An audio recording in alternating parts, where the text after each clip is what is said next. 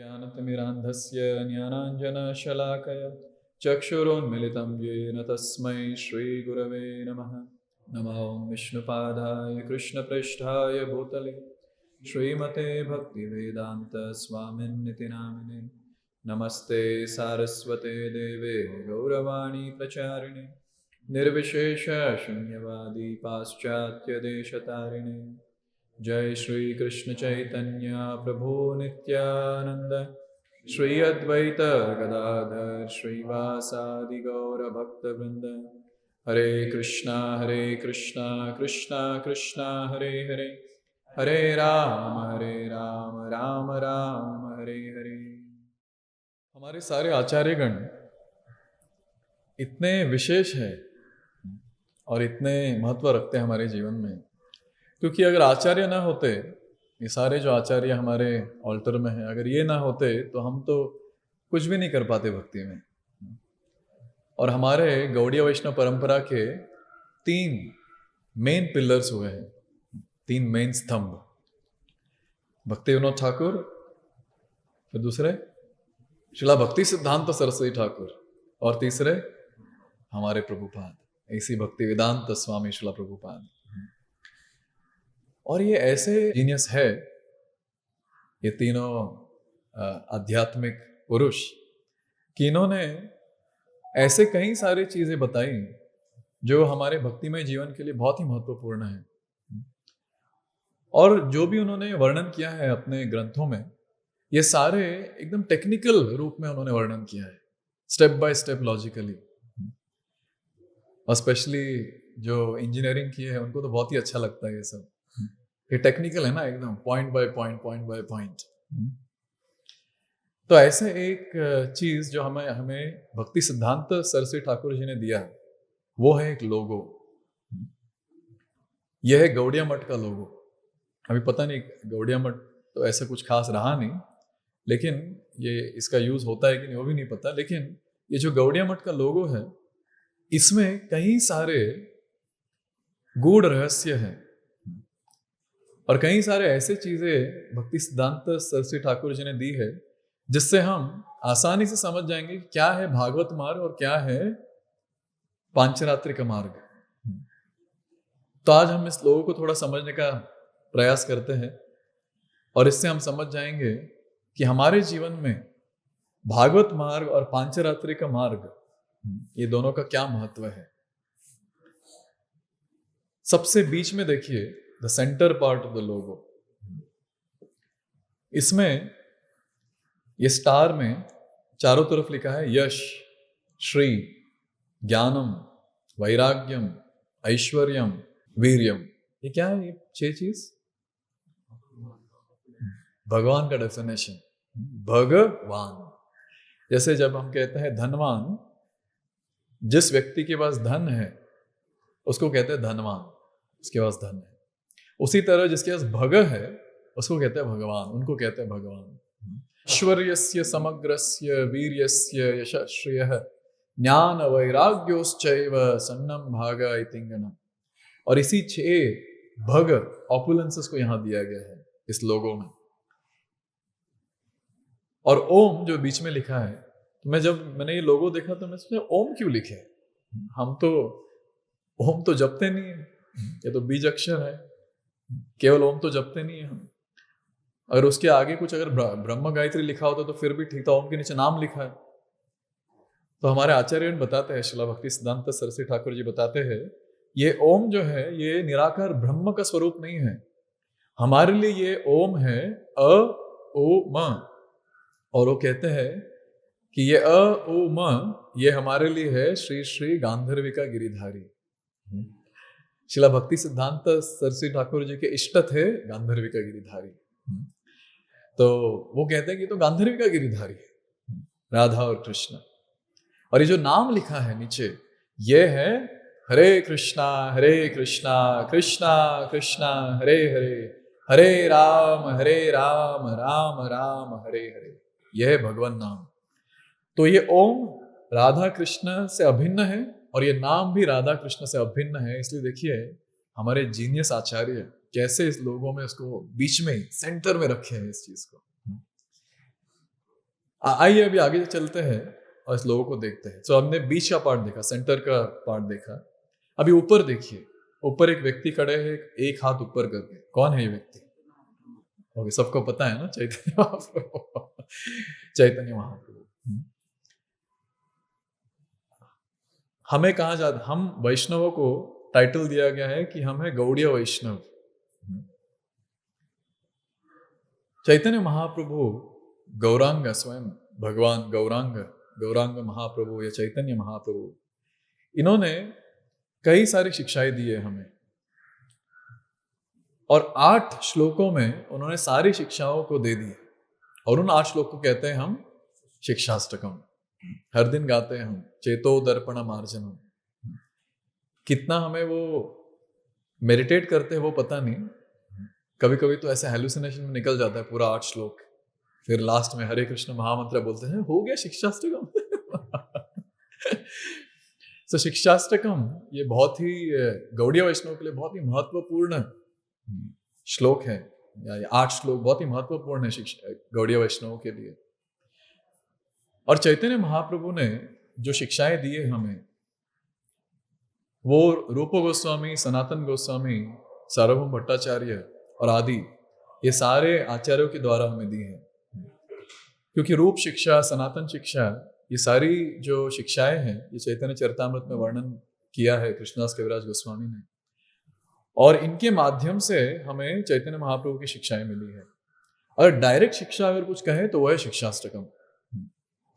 और हम गौड़ीय वैष्णव का जीवन है ये शिक्षाष्टकम, और इन शिक्षाष्टकम के श्लोकों में गौड़ीय वैष्णव के जीवन का सब कुछ दिया गया है, चेतो दर्पण मार्जन से लेकर आश्लेष्यवा पादरथम तक। हरे कृष्ण महामंत्र का गुणगान है चेतो दर्पण मार्जनम, और आश्लेष्यवा पादरथम ये है श्रीमती राधा रानी का उच्च स्तर भाव, महाभाव। अभी सोचिए, हरे कृष्ण महामंत्र के जप से लेकर महाभाव तक ये पूरे शिक्षाष्टकम में दिया गया है। शिक्षाष्टकम के बारे में बहुत कुछ कह सकते हैं, लेकिन आज का क्लास उसके बारे में है नहीं। तो इस लोगों में सबसे ऊपर भक्ति सिद्धांत सरस्वती ठाकुर जी ने रखा है चैतन्य महाप्रभु को। और इसका मतलब है, या इसका मेन कारण है कि हमारा जो जीवन है ये चैतन्य महाप्रभु के शिक्षाओं पर निर्भर करता है। उन्होंने जो भी दिया है हमें, वही शिक्षाएं हमारा जीवन है। This is the main thing why Chaitanya Mahaprabhu is up here. अभी आइए समझने का प्रयास करते हैं भागवत मार्ग और पांचरात्रिक मार्ग। चैतन्य महाप्रभु के बाई और राग मार्ग लिखा हुआ, चैतन्य महाप्रभु के जस्ट साइड में है भागवतम। एक बार ऐसे हुआ था हमारे पूरे संप्रदाय में, हमारे संप्रदाय पर प्रश्न उठा था कि ये संप्रदाय ये प्रामाणिक है कि नहीं, ये प्रश्न उठा था। क्योंकि अगर किसी संप्रदाय को, वैष्णव संप्रदाय को अगर प्रामाणिक करना है या प्रामाणिक मानना है, तो उस संप्रदाय में वेदांत सूत्र के ऊपर टीका लिखी होनी चाहिए। लेकिन हमारे जो गौड़ीय वैष्णव आचार्यगण है, चैतन्य महाप्रभु स्वयं, वो कहे कि श्रीमद् भागवतम यही है हमारे वेदांत सूत्र की टीका, तो सेपरेटली कुछ टीका लिखने की जरूरत नहीं है। लेकिन जयपुर में सारे जो बाकी वैष्णव संप्रदाय के वैष्णव आचार्य लोग जुटे थे, और वो कहे ये गौड़ीय वैष्णव ये सब, इसका कुछ प्रामाणिक कुछ दिख नहीं रहा है, क्योंकि वेदांत सूत्र पर टीका है ही नहीं। तो उस समय हमारे एक बहुत ही शक्तिशाली आचार्य, उनका नाम था बलदेव विद्याभूषण। बलदेव विद्याभूषण जी ने टीका लिखी, और तभी जब गोविंद भाष्य की रचना हुई, तभी गौड़ीय वैष्णव को प्रामाणिक माना गया। अभी उसके बाद ऐसा नहीं कि अभी हम गोविंद भाष्य पढ़ते हैं, ऑब्वियसली स्कॉलर लोग पढ़ते हैं, लेकिन अभी भी हम पढ़ते हैं श्रीमद् भागवतम। क्यों श्रीमद् भागवतम पढ़ते हैं हम? क्योंकि भागवत धर्म में सबसे उच्च स्तर दिया गया है श्रीमद् भागवतम को। अगर पूछा जाए कि एक लाइन में बताइए कि भागवत मार्ग क्या है, और एक लाइन में अगर बताया जाए भागवत मार्ग क्या है, तो वो है श्रवण कीर्तन। श्रवण कीर्तन है भागवत मार्ग। और श्रवण कीर्तन की जब बात आती है तो तुरंत ये इस ग्रंथ का नाम आता है, वो है श्रीमद् भागवतम। श्रीला विश्वनाथ चक्रवर्ती ठाकुर जी कहते हैं, आराध्यो भगवान व्रजेश तनयस तद्धाम वृंदावनम रम्या काचिदुपासना व्रजवधुम वर्गेण वा कल्पिता श्रीमद्भागवतं प्रमाणममलं प्रेमा पुमार्थो महान् श्री चैतन्य महाप्रभोर्मतमिदं तत्राधर न परः।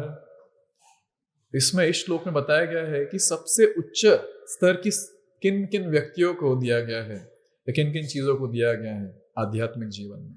आराध्यो भगवान व्रजेश तनयस, गौड़ीय वैष्णव किन की आराधना करते हैं? भगवान कृष्ण की। कौन से भगवान कृष्ण की? वृंदावन वाले, मथुरा वाले, द्वारका वाले? वैसे तो अंतर कुछ है नहीं, लेकिन उनके मूड में अंतर है।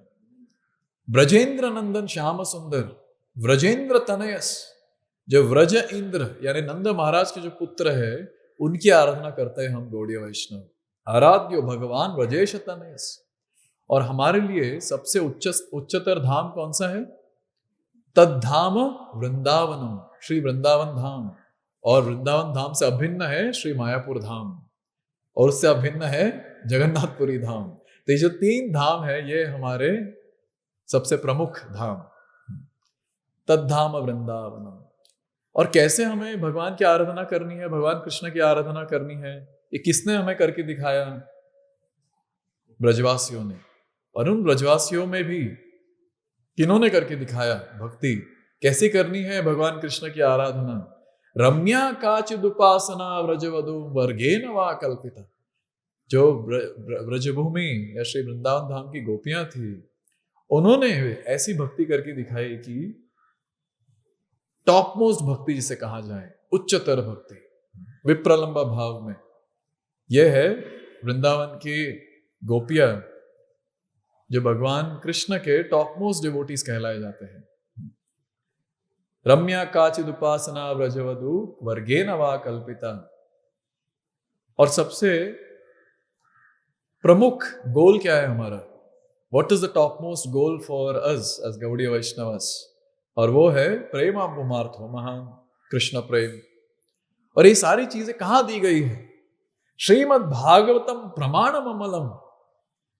इस अमल पुराण श्रीमद् भागवतम में इसका वर्णन दिया गया है। तो देखिए, श्रीमद् भागवतम ये बहुत ही ज्यादा महत्वपूर्ण ग्रंथ है हम गौड़ीय वैष्णव के लिए।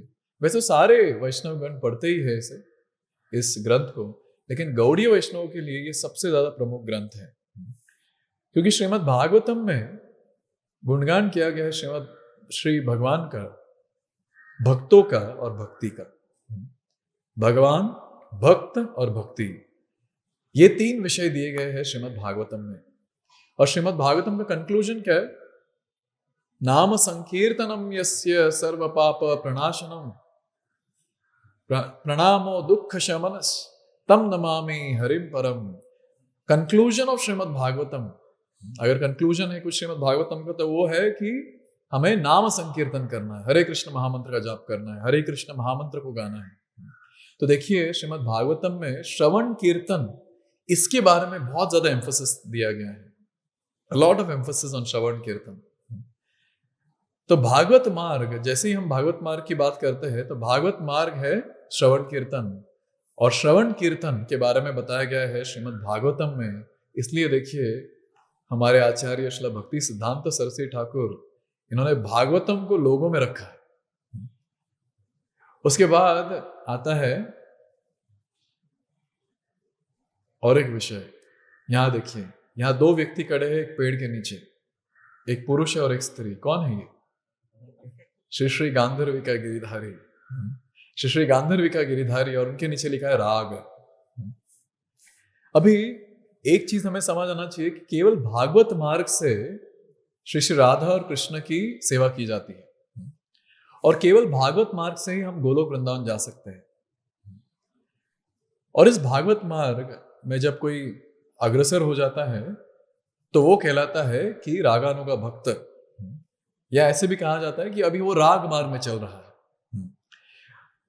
तब इसके बारे में ज्यादा चर्चा नहीं करेंगे, लेकिन एक चीज हम समझने का प्रयास करेंगे कि श्री श्री गांधर्विका गिरिधारी या श्री श्री राधा कृष्ण की उपासना या उनकी जो आराधना है वो केवल भागवत मार्ग से हो सकती है। इसके बारे में और थोड़ा चर्चा करेंगे थोड़ी देर बाद। अभी देखिए, उसके बाद नीचे है मृदंग, और मृदंग के बाजू में कुछ और भी है। क्या है मृदंग के बाजू में? Printing press. कीर्तन में जैसे ही हम कीर्तन कहते हैं तो कई तरह के कीर्तन है, नाम कीर्तन, लीला कीर्तन, गुण कीर्तन और आदि। तो अभी जैसे ही हम कीर्तन के बारे में चर्चा करते हैं तो तुरंत हमें नाम कीर्तन का स्मरण आता है। नाम कीर्तन, क्योंकि चैतन्य महाप्रभु ने नाम कीर्तन के बारे में बहुत सारी चीजें बताई और बहुत महत्वपूर्ण विषय के बारे में चर्चा की है। और हम देखते हैं कि युग धर्म भी तो नाम कीर्तन है ना। कृतय ध्यायतो विष्णु त्रेतायाम यजतो मखय द्वापारे परिचर्यायाम कलौ तद्धरि कीर्तनात्। कलयुग का युग धर्म है कीर्तन। तो ऐसा कहा गया है कि नाम कीर्तन करने से जो सबसे प्रमुख अंग है भक्ति का, नाम कीर्तन, केवल नाम कीर्तन करने से कोई कृष्ण प्रेम को आसानी से पा सकता है, प्राप्त कर सकता है। जब भक्ति रसामृत सिंधु में श्रील रूप गोस्वामी जी 64 भक्ति के अंग का वर्णन करते हैं तो उसमें वो सब वर्णन करने के बाद कहते हैं, तारम मध्य सर्वश्रेष्ठ नाम संकीर्तन निरपराध नाम लैले पावे प्रेम धन। अगर निरपराध रूप से कोई भजन करता है, नाम संकीर्तन करता है, तो तुरंत उसे क्या मिलता है? कृष्ण प्रेम। तो अभी जब इस लोगों को हम देखते हैं, स्पेशली ये मृदंग जो दिया है, तो तुरंत हमें यह स्मरण होना चाहिए कि नाम संकीर्तन यह है युग धर्म, और इसी अंग के बारे में सारे आचार्यों ने बहुत सारी बातें बताई हैं। और हमारे आचार्यों कहते हैं कि नाम संकीर्तन यह है टॉप मोस्ट अंग ऑफ भक्ति, और केवल नाम संकीर्तन करने से कोई भक्त भगवान को पा सकता है। इसलिए श्रील प्रभुपाद जी जब पाश्चात्य देश गए तो उन्होंने तुरंत राधा कृष्ण की स्थापना नहीं की मंदिर में, उन्होंने स्टार्ट किया नाम संकीर्तन से। श्रील प्रभुपाद जी कीर्तन करते थे और जो हिप्पीज थे वहां के, जो रहीवासी बावरी के, वो आते थे। तो मृदंग तो नहीं लेके आते थे वो, लेकिन अपना पियानो और गिटार और सब लेके आते थे। और श्रील प्रभुपाद जी करताल बजाते हुए कीर्तन करते थे, और ये सारे जो हिप्पीज थे बावरी के, वो अपना गिटार बजाते थे, कोई बोंगो बजाता था, कोई ड्रम बजाता था, और सारे कीर्तन करते थे। और श्रील प्रभुपाद जी के शिष्य बताते हैं कि वो जो कीर्तन था, मैचलेस गिफ्ट शॉप वाला कीर्तन, वो जैसे ही हम कीर्तन में बैठते थे, श्रील प्रभुपाद जी के कीर्तन में जब बैठते थे, तो ये प्रभुपाद जी के शिष्य कहते हैं कि ऐसा लगता था कि हम किसी दूसरे स्तर पर चले गए, आध्यात्मिक स्तर पर। हिज ग्रेस भूरिजन प्रभु, श्रीमान भूरिजन प्रभु जी कहते हैं कि जैसे ही हम उस कीर्तन में बैठते थे या श्रील प्रभुपाद जी के करीब आते थे, तो ऐसा लगता था कि हम एक बबल में घुस गए, बबल, आध्यात्मिक बबल। तो देखिए श्रील प्रभुपाद जी, उन्हें नाम संकीर्तन में इतना विश्वास था, इतनी श्रद्धा थी, उन्हें पता था कि अगर हरिनाम अगर हो तो तुरंत जो सबसे पापी व्यक्ति है वो भी एक शुद्ध भक्त बन सकता है।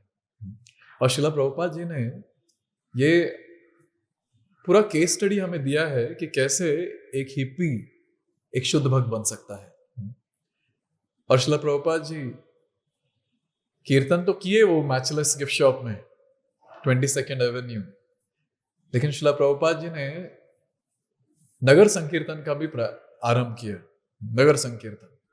तो श्रील प्रभुपाद जी मृदंग, करताल और सारे शिष्यों के साथ, सारे मतलब ज्यादा नहीं थे, 10-12 होंगे, अपने शिष्यों के साथ वो गए एक पार्क में, और उस पार्क का नाम है टॉम्किंस स्क्वायर पार्क। वहां गए और श्रील प्रभुपाद जी कीर्तन करने लगे। और देखिए, अगर कोई शुद्ध भक्त कीर्तन करता है तो क्यों इस जगत के जीवात्मा आकर्षित नहीं होंगे। और सोचिए, ऐसे लोग जिन्हें भगवान कृष्ण के बारे में पता नहीं, राम के बारे में पता नहीं, कीर्तन के बारे में पता नहीं, ऐसे लोग श्रील प्रभुपाद जी के करीब आए और सारे देखने लगे क्या चल रहा है। और सारे जो शिष्य थे प्रभुपाद जी के, वो ऐसे ही बैठे हुए थे। उनको ऐसा लग रहा था अभी कैसे हम यहाँ डांस करें, कैसे हम कीर्तन करें। लेकिन श्रील प्रभुपाद जी जब कीर्तन करने लगे, उस कीर्तन का स्तर एकदम ऊंचा हो गया। और तभी सारे प्रभुपाद जी के शिष्य, उन्हें लगा कि अभी डांस करना चाहिए, और सारे डांस करने लगे। और जो लोग देख रहे थे, जिन्हें कुछ पता नहीं था कि क्या चल रहा है, वो भी कीर्तन को सुनकर डांस करने लगे, नृत्य करने लगे। सोचिए, श्रील प्रभुपाद जी ऐसे शुद्ध भक्त, वो किसी को भी नचा सकते हैं अपने कीर्तन से। लेकिन प्रभुपाद जी की नम्रता इतनी है कि वो कहते हैं, हे भगवान कृष्ण, आप मुझे नचाओ, आप मुझे नचाओ, और मैं नाचते नाचते बाकियों को नचाऊंगा। यह किया श्रील प्रभुपाद जी ने। यह है कीर्तनम।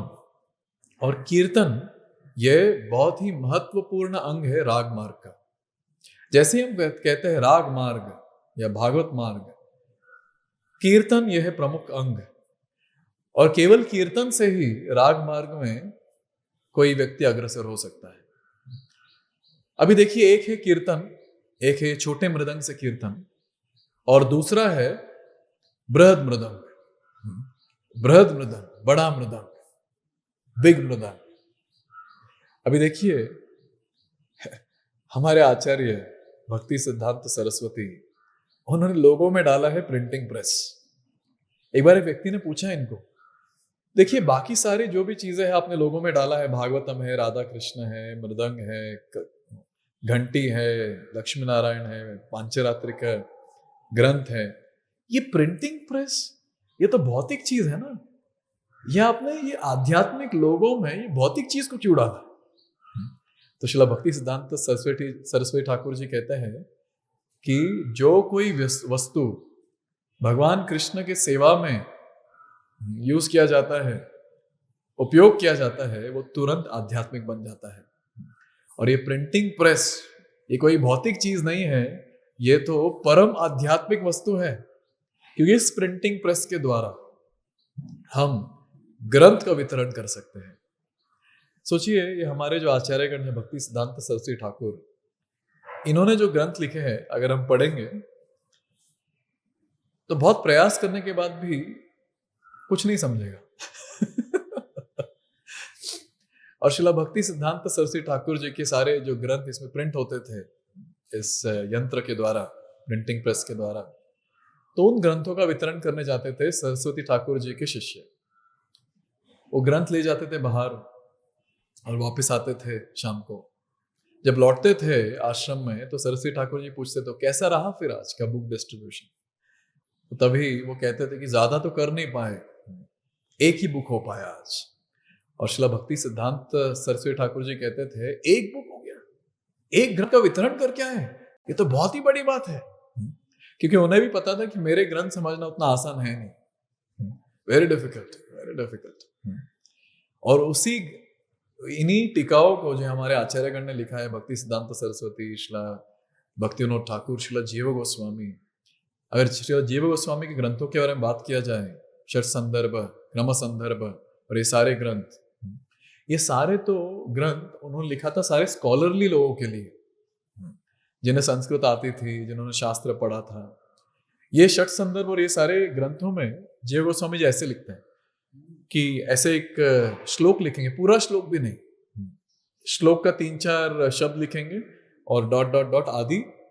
शंकराचार्य जी ने ऐसे कहा, मध्वाचार्य जी ने ऐसे कहा, इसलिए हम ऐसे समझ सकते हैं कि ये है इसका कंक्लूजन।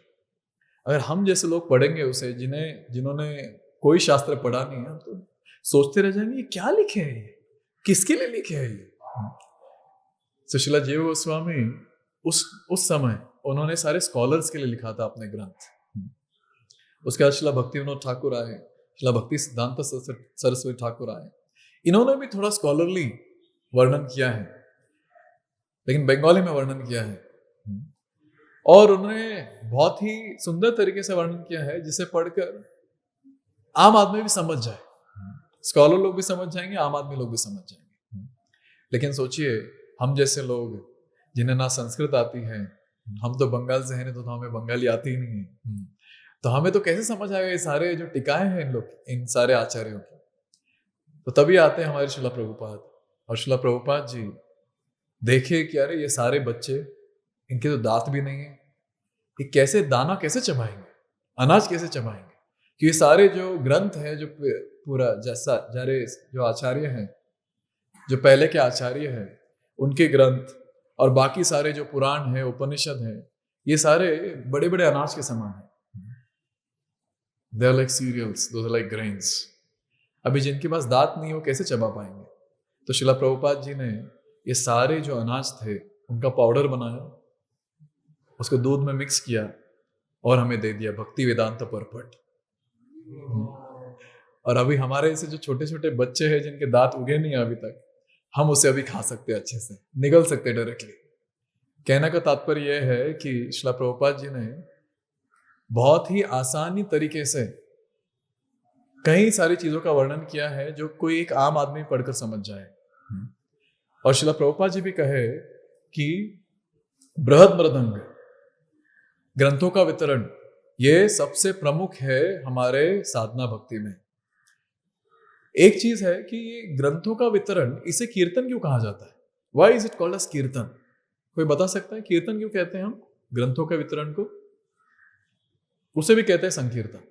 कहते हैं ना डिवोटीज कि हम संकीर्तन पे जा रहे हैं, तो संकीर्तन यानी हम कीर्तन करने वाले, नाम कीर्तन करने वाले हैं, और उसके साथ साथ हम पुस्तकों का वितरण भी करने वाले हैं, ग्रंथों का वितरण भी करने वाले हैं।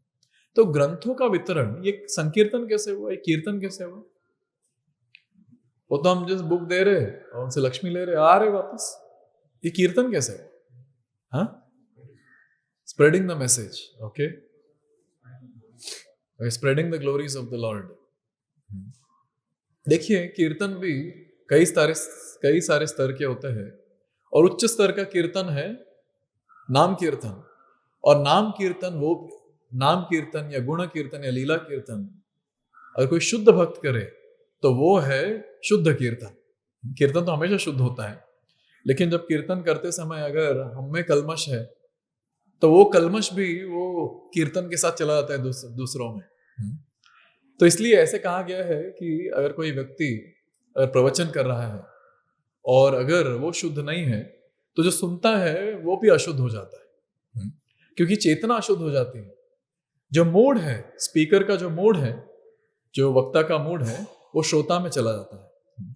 तो सोचिए, जब हम शुद्धता का पालन नहीं करते और प्रचार करते हैं, तो ऐसा नहीं कि जब शुद्ध बनेंगे तो ही प्रचार करेंगे, प्रचार करना है, लेकिन ये भी हमें समझ आना चाहिए कि जब अशुद्ध अवस्था में जब हम प्रचार करते हैं तो हमारी जो अशुद्धता है, जो हमारी अशुद्ध चेतना है, ये दूसरों में भी चली जाती है।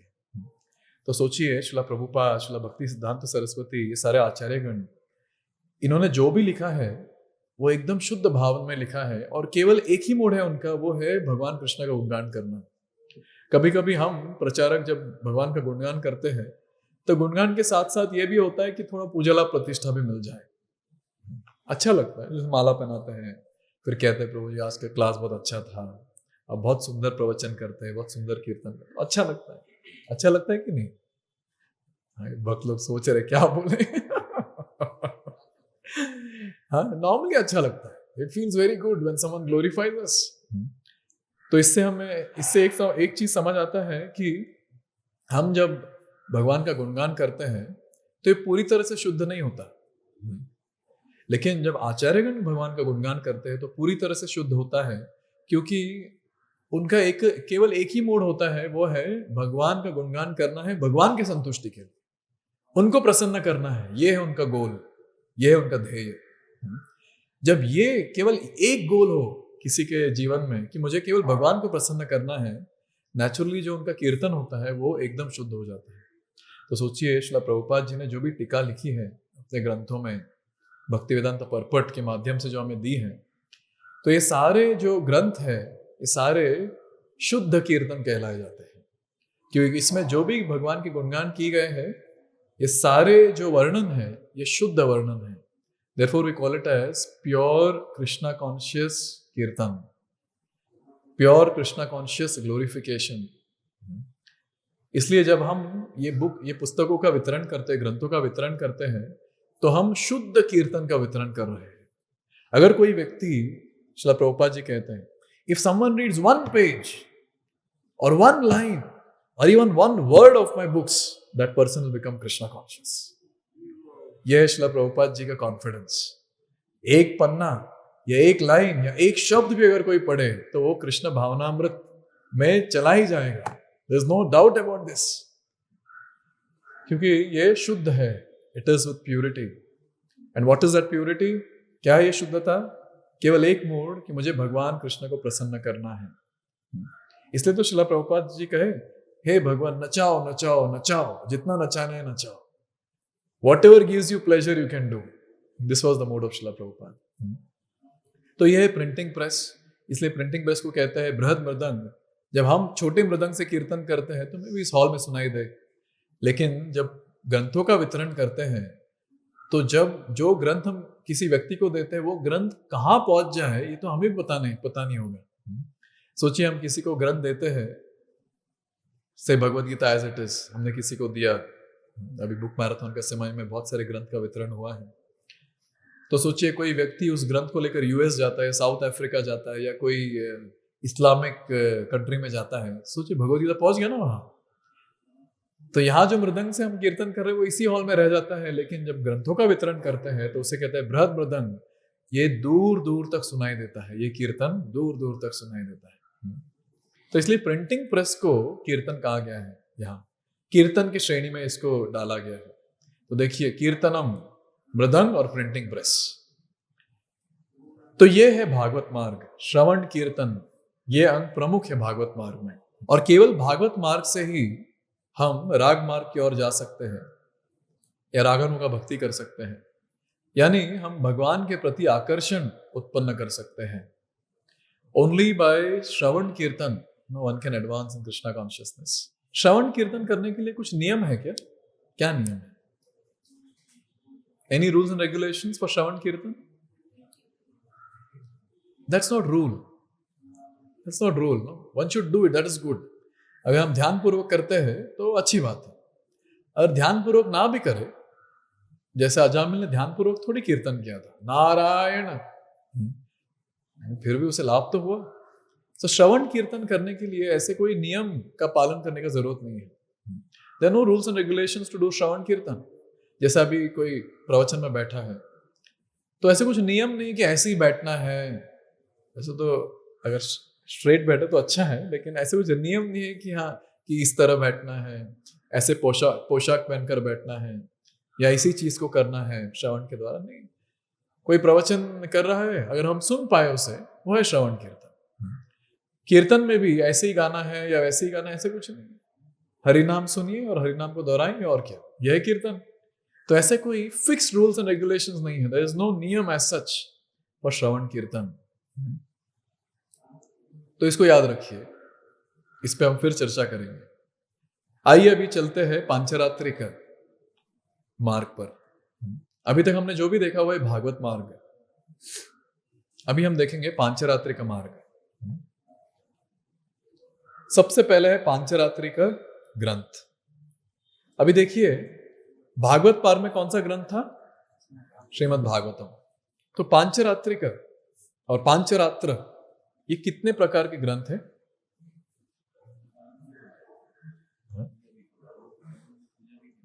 हाँ, नारद मुनि ने दिया है एक ग्रंथ, उसे कहते हैं नारद पांचरात्र। ऐसे कितने पांचरात्र है? मैं कहीं एक आर्टिकल में पढ़ रहा था, 108 है, 108, और उसमें से एक है नारद पांचरात्र। अभी ये पांचरात्र में दिया क्या है? किसी को कुछ पता है पांचरात्र में क्या दिया है? पूजा करने का विधि दिया है, भगवान की आराधना कैसी करनी है, अर्चन कैसे करना है, यज्ञ कैसे करना है, ये सारे विधियों का वर्णन है पांचरात्र में। अभी पांचरात्र में, ये मैं एक जगह पर पढ़ रहा था, पांचरात्र मतलब 5 रात, पंच और रात, रात्र। तो मैं सोच रहा पंचरात्र क्यों कहा गया है? आपने वर्णन सुना ही होगा कि ब्रह्मा जी ने जब ये सारे वेद, उनके पास ये सारे वेद थे, तो 2 असुर आके उसे चुरा लिए थे। कौन थे वो 2 असुर? मधु और कैटभ। वायु और चुरा लिए 4 ग्रंथ, सारे वेद सारे चुरा लिए। तो अभी ब्रह्मा जी को समझ नहीं आता करना क्या है फिर। तो ऐसे वर्णन आता है कि भगवान नारायण, उन्होंने 5 रात में फिर से सिखाया, फिर से उन्होंने ब्रह्मा जी को सिखाया ये क्या है ये वेद। तो उन्होंने 5 रात में ये सिखाया, इसलिए इसे कहते हैं पांचरात्र। इसका मुझे रेफरेंस मिला नहीं है, लेकिन अच्छा लगा तो मैंने सोचा कि बताऊं। तो ये पांचरात्र में पंचांग पूजा के बारे में दिया गया। सुना है पंचांग पूजा? पंचांग में पहले आता है अभिगमन। अभिगमन यानी जैसे सुबह जल्दी उठना, तिलक लगाना, स्नान करना, ये सब तैयारी कर रहे हैं हम, खुद की तैयारी। भगवान को दंडवत करना, गुरु महाराज को दंडवत करना, और गायत्री मंत्र का जाप करना, ये सारी चीजें, इसको कहते हैं अभिगमन। दूसरा है उपदान, उपदानम या उपदान। उपदान यानी हम भगवान की अर्चना करने से पहले जो भी करते हैं ना, जैसे सारे सामान को जुटाना, जैसे पुष्प ले आना, उनका वस्त्र ले आना और सब कुछ सेट करके रखना। और तीसरा है योग।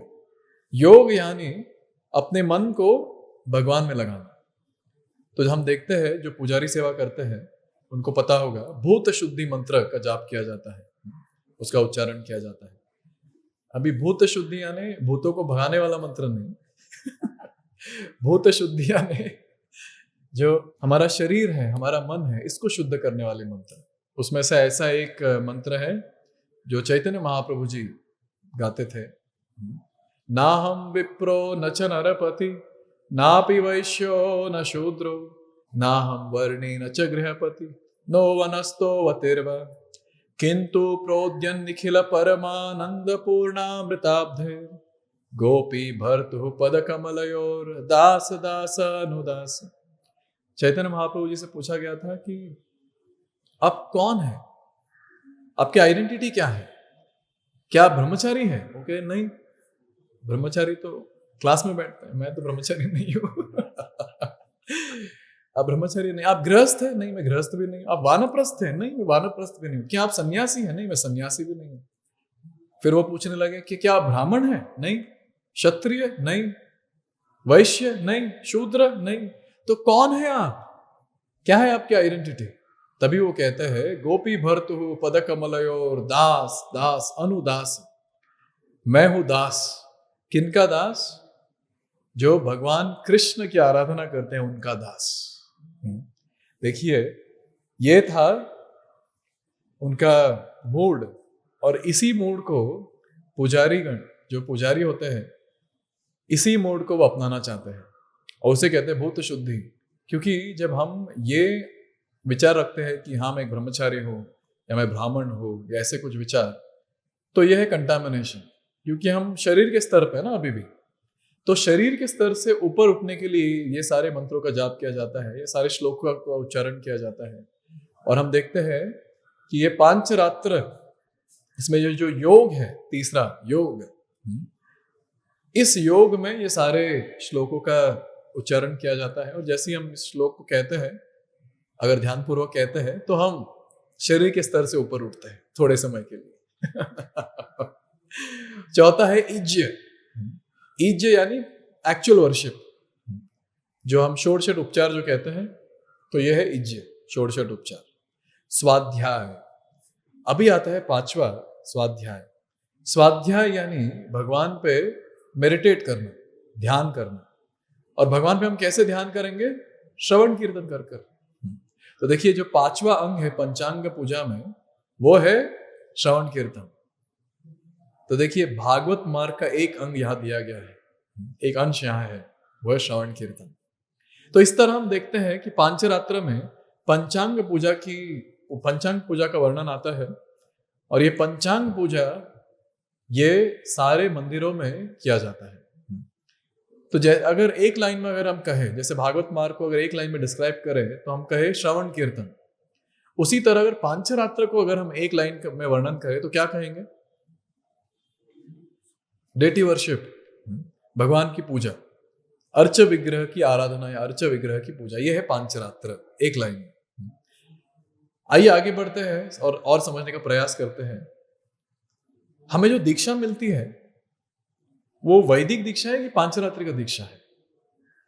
हमारे मीरा रोड के जो टेम्पल प्रेसिडेंट है कमल लोचन को, वो बता रहे थे एक दिन, तो वो अपने केबिन में बैठे थे, अपने टेम्पल प्रेसिडेंट वाले केबिन में, तो उनके साथ एक मध्वा ब्राह्मण बैठे थे। तो हमारे एक भक्त थे वहाँ जो दीक्षा, जिनका रिसेंटली दीक्षा हुआ था, तो वो गए वहाँ उनका आशीर्वाद लेने के लिए। तो कमल लोचन को जो मध्वा ब्राह्मण बैठे थे उनको कहे कि इनका दीक्षा हुआ है रिसेंटली। तो उस भक्त को देख के मध्वा ब्राह्मण पूछते कौन सा दीक्षा लिया आप? और ये सोच रहा मैं तो फर्स्ट इनिशिएशन लिया हरिनाम दीक्षा। नहीं बोले नहीं, कौन सा दीक्षा लिया, वैदिक दीक्षा की पांचरात्रि का दीक्षा? अब ये भक्त को पता नहीं, तभी कमल लोचन प्रभु कहे कि ये पांचरात्रि का दीक्षा लिए। और जैसे ही कहे तो वो जो मध्वा ब्राह्मण थे वो तुरंत दंडवत किए उस भक्त को। वो बहुत वृद्ध थे, he was very old, but still he immediately fell at the feet of that devotee। क्योंकि ये जो पांचरात्रि का दीक्षा है ये बहुत ही उच्च स्तर की दीक्षा है।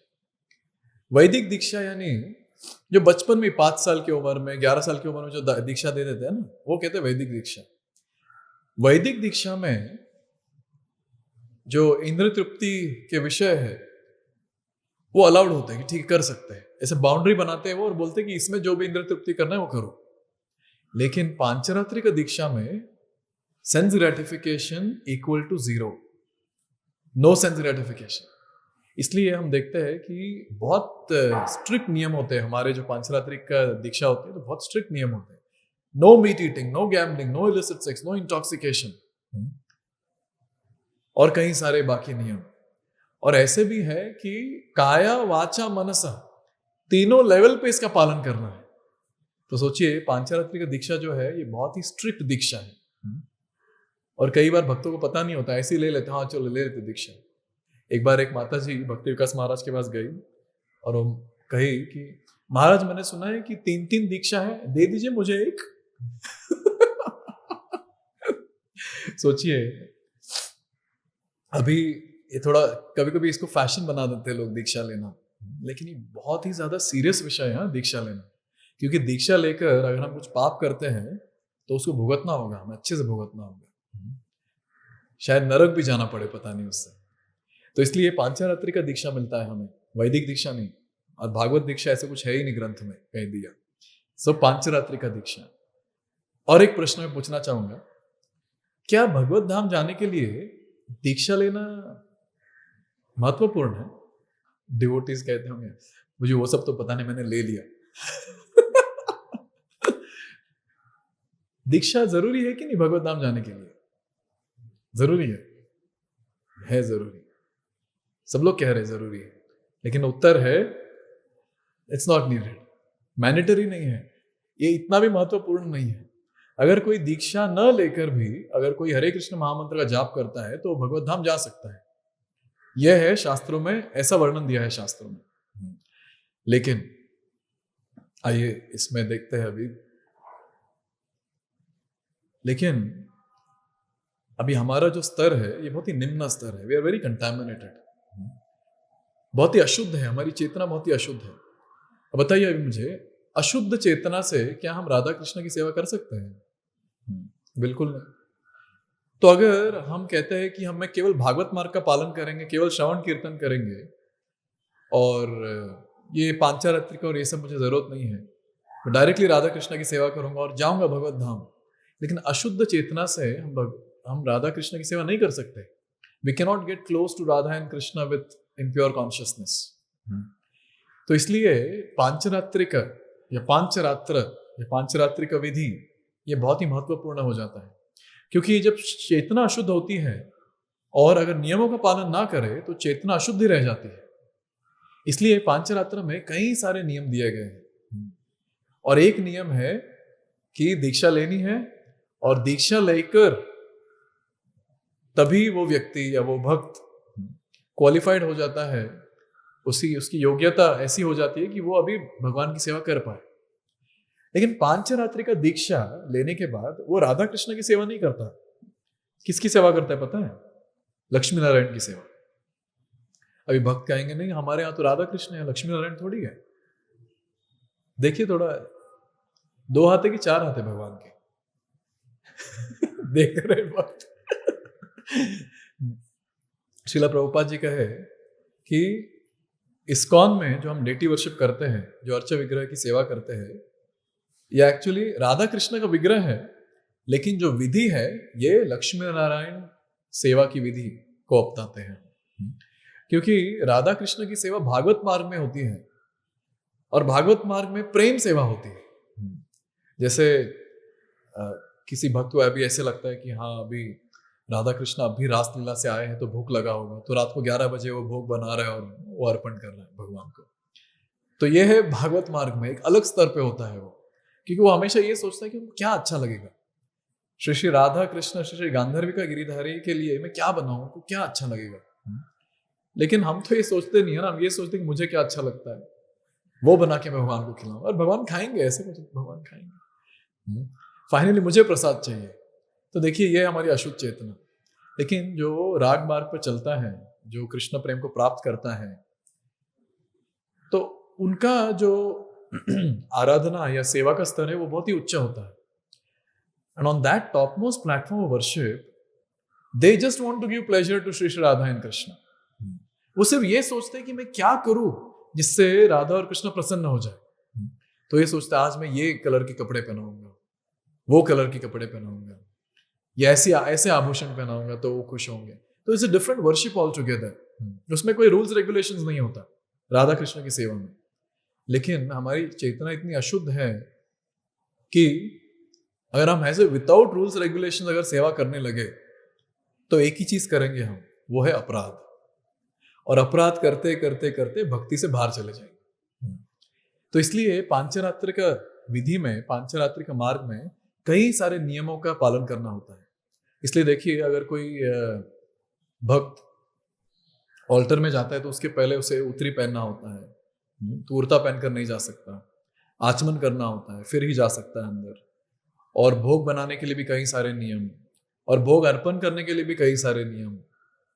देखिए यह है कि कई सारे नियम हैं। लेकिन जैसे हम देखते हैं अगर कोई राग मार्ग पर है, जैसे हमारे वंशीदास बाबा जी महाराज, तो वंशीदास बाबा जी महाराज वो कुकिंग करते थे, भोग बनाते थे और भगवान के सामने रखते थे, खाओ खाओ। और कभी कभी वंशीदास बाबा जी महाराज अपने जो विग्रह थे, गौर निताई के विग्रह, उनको डांटते थे। एक बार तो ऐसे हुआ कि 2 बर्तन थे और दोनों बर्तन चोरी हो गए।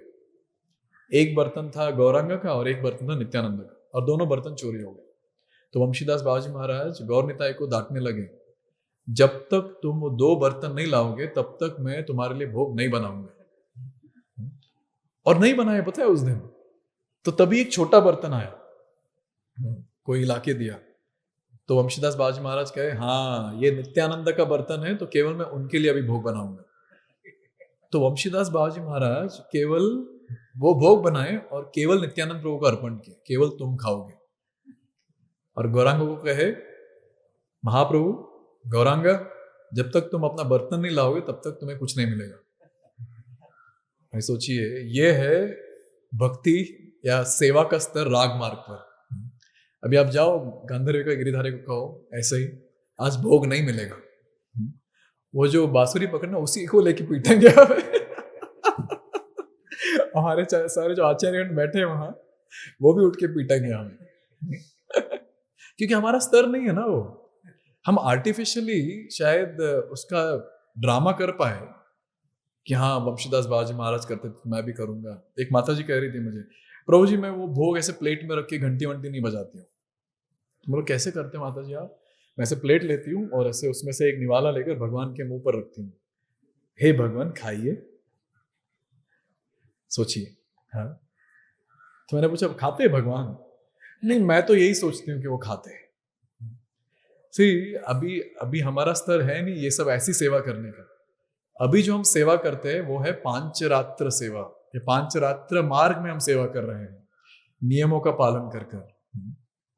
जैसे हम भोग लगाते हैं तो घंटी बजाते तुरंत बाहर आ जाते हैं, दैट्स अ नियम, वो नियम है, वैसे ही करना है।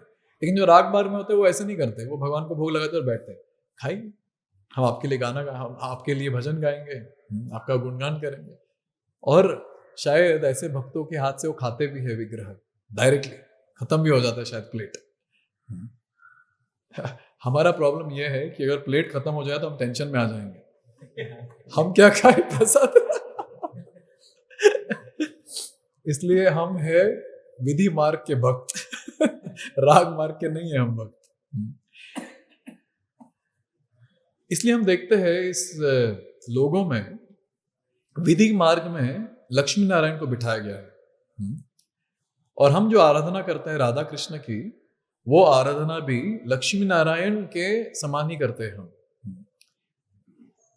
सो जो भी हम प्रोसीजर फॉलो करते हैं, जो भी नियम फॉलो करते हैं, ये लक्ष्मी नारायण के सेवा के नियम है, जो श्री संप्रदाय के भक्त जो करते हैं लगभग वैसे ही कुछ। और देखिए यहां इस लोगों में उन्होंने घंटी और पंच प्रदीप और बाकी चीजों भी दी है।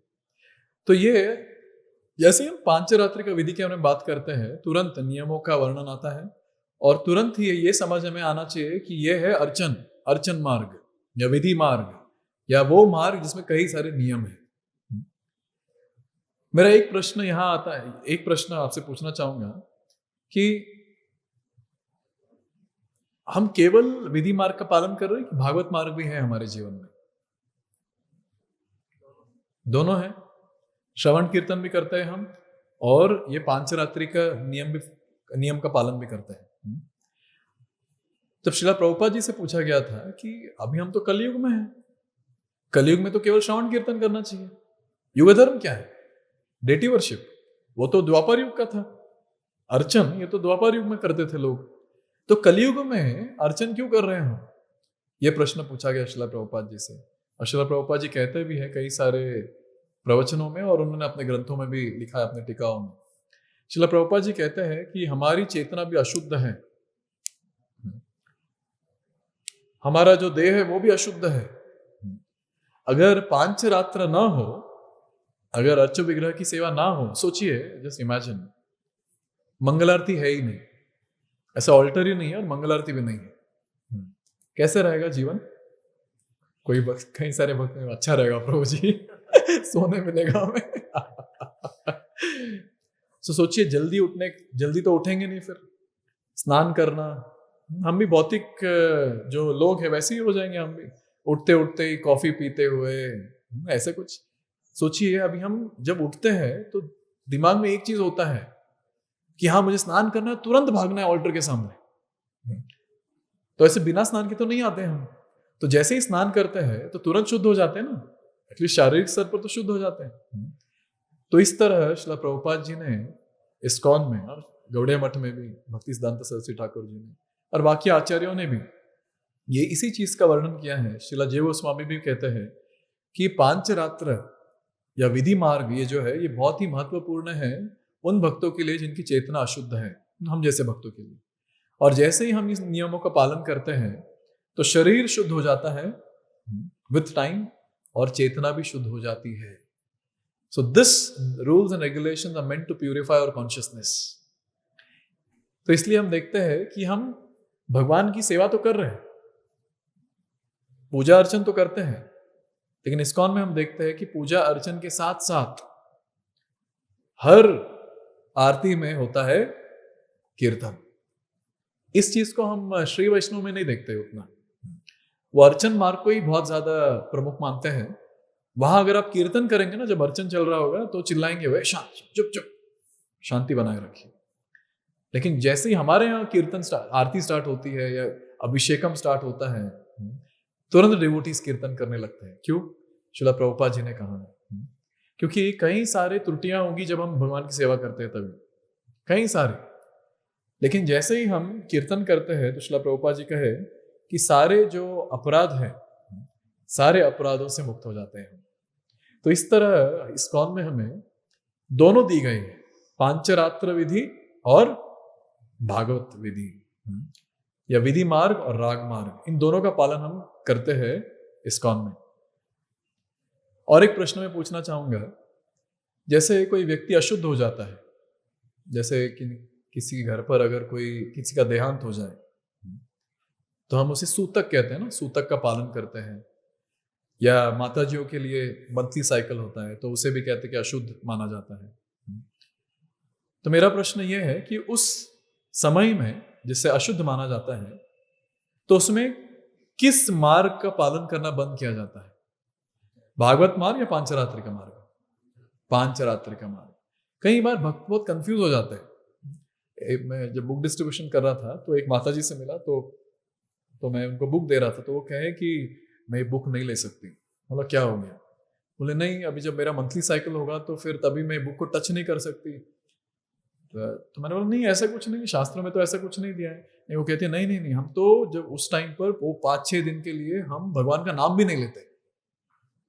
तो मैं सोच रहा था माता जी अगर उस 5 दिन में आप मर गए तो क्या होगा आपका? फिर भगवान का नाम नहीं लेते। तो देखिए कई बार क्या होता है ना, लोगों को इंफॉर्मेशन ही नहीं होता है कि क्या करना चाहिए। तो इसलिए एक चीज जो बहुत क्लियर है शास्त्रों में कि भागवत मार्ग यानी श्रवण कीर्तन, इसे कभी विराम नहीं दिया जाता, ये इटर्नली चलते रहता है। It should go on and on and on. अगर कोई किसी घर पे अगर किसी का देहांत हो जाए या कोई बच्चा पैदा हो या कुछ भी हो, सूतक का समय हो या कुछ भी हो, हम भगवत गीता का अध्ययन कर सकते हैं, भागवत का अध्ययन कर सकते हैं, और हम नाम जप कर सकते हैं, बीड्स पे, माला पे कर सकते हैं। ये सब आता है भागवत विधि के क्या कह सकते कैटेगरी में। और भगवान की पूजा अर्चना जो है, भगवान को भोग अर्पण करना, उनके अभिषेक करना, उनकी आरती करना, ये सब अर्चन मार्ग में आता है या पांचरात्रि का मार्ग में। तो उसे बंद करना है। We can not do that, but we should continue doing shravan kirtan. श्रवण कीर्तन को रोका नहीं जाता। देखिए श्रील प्रभुपाद जी ने इतना क्लैरिटी दिया है हमें इस्कॉन में। वी नो वेरी वेल कि हमें क्या करना है, we know it very clearly. और एक चीज, जब हम ये सारी चीज देखते हैं, और ये आखिरी में एक चीज मैं बताना चाहूंगा, ये लास्ट पार्ट है, तिलक गुरु गौड़िया। भले आप विधि मार्ग का पालन कर रहे हो या राग मार्ग, दोनों भक्त तिलक लगाते हैं और दोनों भक्त गुरु और गौरांगा की आराधना करते हैं। इसलिए उन्होंने इस लोगों में इस तिलक और गुरु गौड़िया ये दोनों शब्दों को भी यहाँ रखा है। जब हम इस लोगों को देखते हैं या जब हम श्रील प्रभुपाद जी के परपट पढ़ते हैं, तात्पर्य पढ़ते हैं, जब भागवत मार्ग के चर्चाएं करते हैं या पांचरात्रि का विधि के बारे में चर्चाएं करते हैं, तो एक जो चीज क्लियर होनी चाहिए वो है कि हमारे आचार्य गणों ने, हमारे सारे जो गुरु जन हैं, इन्होंने ये सारी चीजें एकदम क्लियरली वर्णन किया है उनके ग्रंथों में। अगर ये आचार्य ना होते, अगर उनके ग्रंथ ना होते, तो हम कभी समझ नहीं पाते कि क्या करना है हमें अपने जीवन में। ऐसे अशुद्ध रह जाते हैं, शारीरिक स्तर पर भी और चेतना के स्तर पर भी। सोचिए यहाँ जो भी भक्त बैठ रहे हैं और ऑनलाइन भी जो भी सुन रहे हैं, भक्ति में आने से पहले क्या था हमारा उठने का समय, क्या था हमारा स्नान करने का समय। अभी भी मैं देखता हूँ कई सारे लोग वो कहते हैं कि पूरे दिन में सारा काम करने के बाद फिर शाम को स्नान करेंगे, क्योंकि फिर गंदे हो जाएंगे ना, ऐसे पसीना पसीना हो जाएगा, तो शाम को स्नान करेंगे। तो कभी कभी सोचता हूँ कि श्रील प्रभुपाद जी ने लिटरली हमें गटर में से उठाया और मंदिर में रख दिया। ऐसे ही थे ना, हम गटर के कीड़े ही थे, ऐसे लगता है कभी कभी। तो this what was our situation. इतने अशुद्ध थे हर स्तर पर, शारीरिक स्तर पर और चेतना के स्तर पर भी। और अभी देखिए आचार्यों की कृपा से हम विधि मार्ग का पालन कर रहे हैं, और जैसे ही हम इस विधि मार्ग में पालन करते करते जब इस मार्ग पर अग्रसर हो जाएंगे, वी विल प्रोसीड टू राग मार्ग, और तभी हम भगवान की सेवा अच्छे से कर पाएंगे। विधि मार्ग में तो नियम होते हैं, बस इस टाइम पे आरती करना है, उस टाइम पे ये करना है, लेकिन करना पड़ेगा, व्हाट टू डू, क्योंकि हमें प्रेम तो है नहीं भगवान के प्रति, कोई अटैचमेंट तो है नहीं। लेकिन जैसे ही हम भक्ति में आगे बढ़ते हैं, एक चीज है कि हम भगवान के प्रति आकर्षण होते जाएगा, और जैसे ही अट्रैक्शन बढ़ेगा भगवान के प्रति, we will see one thing that अभी नियमों की जरूरत नहीं पड़ेगी। एक बार एक भक्त आए थे, एक सन्यासी, तो उनसे पूछा कि महाराज हमने सुना है कि आप कभी